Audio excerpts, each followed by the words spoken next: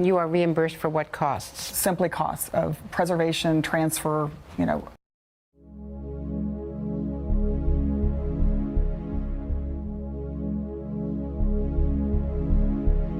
If we alter our process and we are able to obtain intact fetal cadavers, it's all just a matter of line items.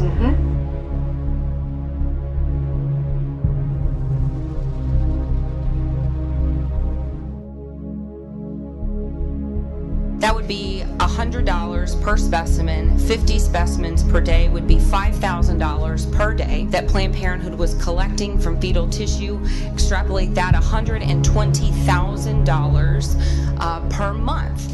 That is certainly not recouping cost. In terms of areas that I can contribute to the organization, both locally and nationally, is diversification of revenue streams.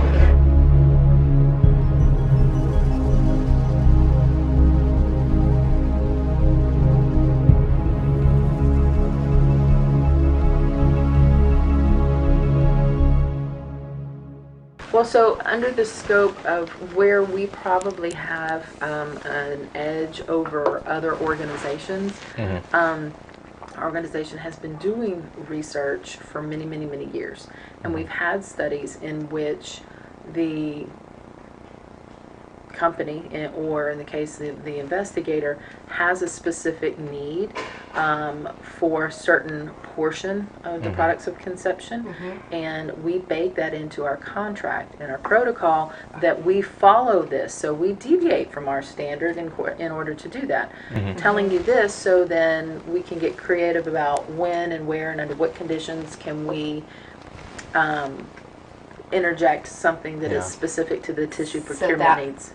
Sorry, that goes to my perfect for my next. Can you get creative? Can you alter if we say we need a liver? Or not just liver, thymus, but let's say neural tissue is neural very tissue is difficult what because could you adjust in the past, procedure if you knew they need high volume of this? Could you match that and 18 to 22 week neural specimens, in so both hemispheres intact. You could do that. Yeah, I think we can. I mean, some of it is really outside.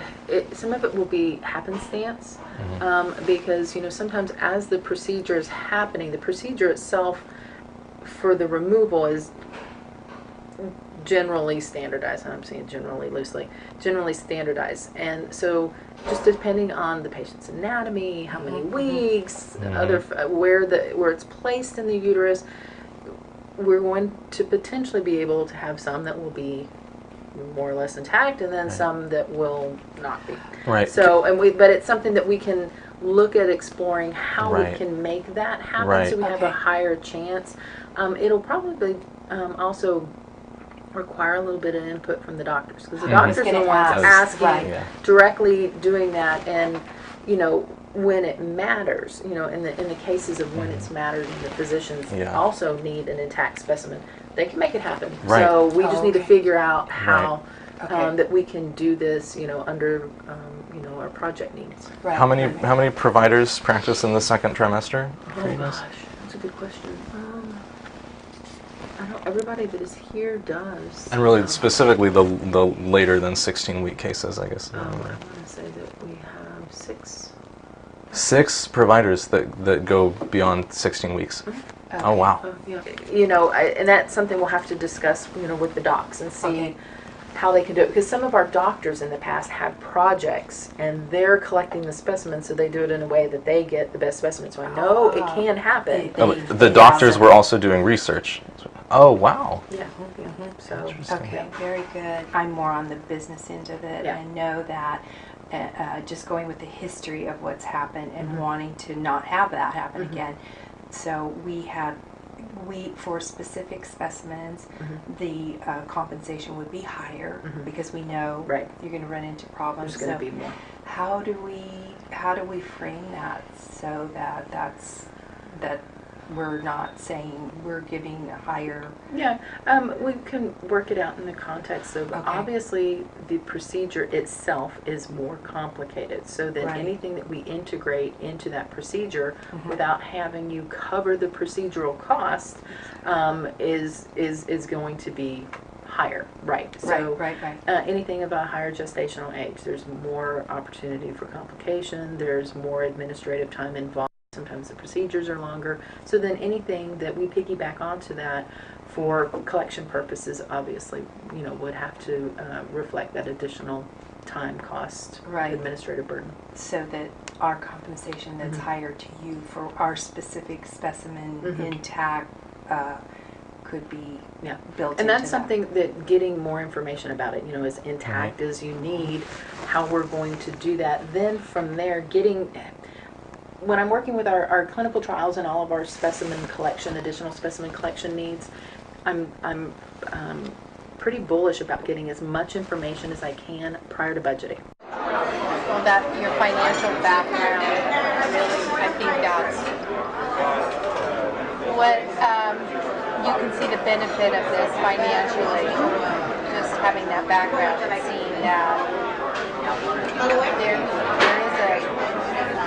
it's gold out there. And it can be so beneficial. So I'm glad that you have that background so that you see the financial benefits of getting the right specimen and getting it intact. And if you have to change the procedure just a little bit within the framework that keeps it, we're all talking about it the same way in the right way. But that financial gain and the to your staff just knowing this is the end.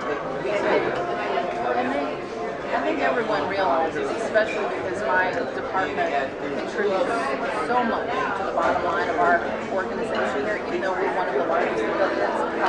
Our research department is the largest in the United States, larger than any of the other affiliates combined. Wow. If that provider is needing to change the technique a little bit, and I know I'm going against my side of this, but I'm okay with, no, I want you to be paid per specimen, and rather than, oh, here, just ship this off. No, this is what we're looking for, and if you can do that and it compensates you and financially that's helping you to grow your clinic, I'm willing to do that. And so if we alter our process and we are able to obtain intact fetal cadavers, then we can make it part of the budget that any dissections are this, and splitting the specimens into different shipments is this. I mean, it's all just a matter of line items. And so what are they? Are they requesting just liver or liver thymus? Liver thymus longo? Everything. CNS, brain, kidney, thymus, liver, spleen, femur, bone marrow, hematopoietic stem cells from 14 to 22 weeks of gestation. They're going to engraft all of those or just the hematopoietic? Purpose and objectives. And they want it up to 22 weeks. Yeah, including CNS, brain. Wow, they want everything. See, so that's the thing. So for a study like that, if we could provide, just a whole cadaver, and then they can take exactly what they want with the full quality, and everything, that is actually going to be ideal for them. Well, it would make me very happy for us to finish up what we need to do, and I can put you in contact with them. And their range ranges 14 to 22 weeks is what they're saying. Yes. Okay. Oh, and I was wrong. They want 120. 120. This is huge.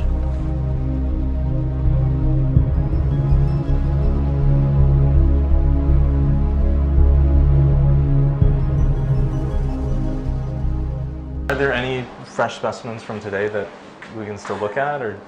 We had a really long day and they're all mixed up together in a bag. Yet if I would have known 10 minutes ago, I would have saved something. You know what, though, if we could get If we could just, that doesn't, I mean, it's not like we need something today, but if we could get a visual today of it, that would be a good thing. Is that possible?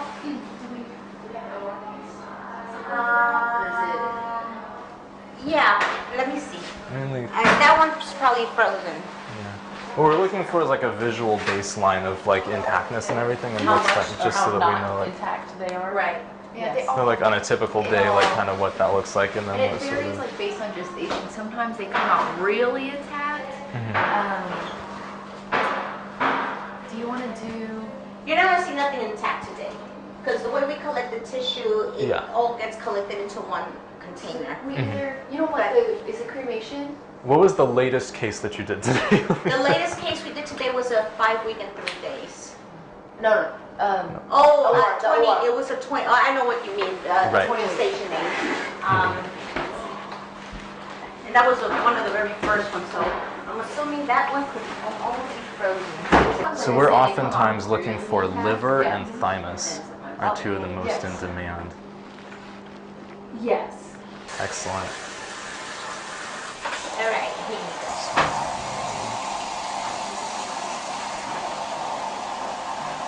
So now this. Sean, can you help me out? I don't. So.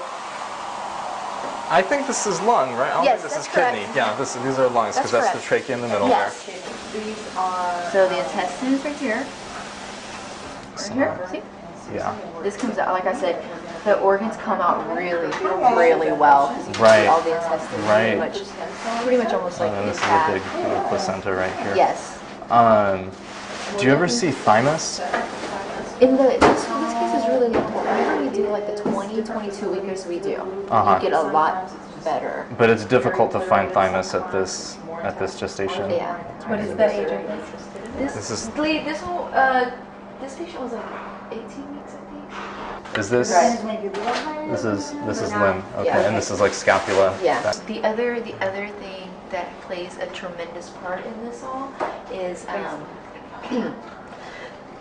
the dilation Exactly. that you've obtained. Exactly. And also how, for lack of a better word, how cooperative the patient is during the procedure. Oh, really? Are they under conscious sedation? Or Yeah. What's the, okay. There's conscious sedation, but there's also times where it's just not, you've pretty much maxed out and there's tolerance. Oh. Sometimes it's a little bit more difficult. Mhm. To completely relax, sometimes it's a lot easier to not do so many passes for the forceps. So it just really varies. And like I said, a lot of it does depend on the dilation that was obtained overnight. And like all of our procedures over 20 weeks actually go through a 2-stage dilation process. So usually like the cervix is, like for this procedure, cervix easily like at 3 centimeters. What we do in the OR is that we lay them out to account for everything before it kind of gets put back in the basin and just like sealed up and packaged up. Because we actually do a lot of collections for sexual assault cases. Kind of, but with that it's different. It's like some placenta and a long bone. But it's still very, it's very cleaned up. So it's different than this as well. So. These orbits are good too, and at this stage you start to get the retinal pigment epithelium, Yes. which is in the back, which is you've collected that before.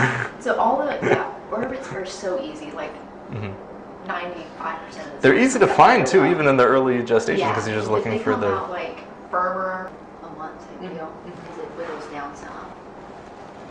Is that a Bible number for you? How many per month? Or the gestational age, 14 to 16, or No, 40. From like 16 to 22. There's how many like per- about yeah. 40 to 50 easy. per month? Yeah. Other Gabriel Penny Fellowship in Columbia, the active researcher. So she's very well versed in what she needs to do. To just change up just a little bit. Okay. They've already talked with PPFA, Deb Nepatola, and the whole group up there, and because fetal tissue donation varies so much state by state, PPFA is moving away from a standardized policy. Yeah, so because I attended the patient service Yeah. day, and Kristen Flood did talk about, fetal collection and stuff like that. So yeah. Huh, very interesting. Remember when I first got here and it was, you have to have this form, it has to be like this. We had to have this particular consent form, very specific, but yeah, no, that's what Kristen was saying. Because Interesting. they're encouraging more participation, but they don't want to get too into the mix of it. Yeah. Interesting. Okay, cool. And any idea why the other affiliates in Texas think it's illegal?